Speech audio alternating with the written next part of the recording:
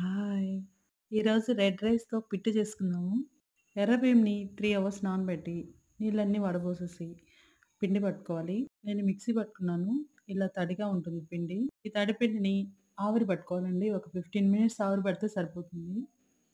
ఆవిరి పట్టిన పిండిని ప్లేట్‌లో వేసుకొని ఆరనివ్వాలండి. ఆరబెట్టిన పిండిలో కాస్త సాల్ట్, వాటర్ యాడ్ చేసుకొని ఇలా కలుపుకోవాలండి. కొద్ది కొద్దిగా నీళ్లు చిలకరించుకుంటూ కలపాలి. ఉండలు లేకుండా కలిపిన పిండిని ఇంకో 10 నిమిషాలు ఆవిరి మీద ఉడికించుకోవాలండి. రెడ్ రైస్ హెల్త్‌కి చాలా మంచిది. ఇలా 2 సార్లు ఆవిరి పట్టడం వలన తేలిగ్గా అరుగుతుంది. ఆవిరి మీద ఉడికేలోపు కొబ్బరి, ఏలకులు వేసి మిక్సీ పట్టుకోవాలండి. కొబ్బరి తురుముకుంటే ఇంకా బావుంటుంది.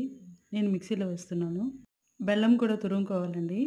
బెల్లము, కొబ్బరి కూరు, ఆవిరి పట్టిన బియ్యం పిండి, ధారాళంగా నెయ్యి వేసుకొని కలుపుకున్నామంటే ఎర్ర బియ్యంతో పిట్టు రెడీ అయిపోతుందండి. యమ్మీగా ఉంది. మీరు ట్రై చేసి ఎలా వచ్చిందో కామెంట్ చేయండి. మీకు నా వీడియోలు నచ్చినట్లయితే లైక్ చేయండి, షేర్ చేయండి, సబ్స్క్రైబ్ చేసుకోండి.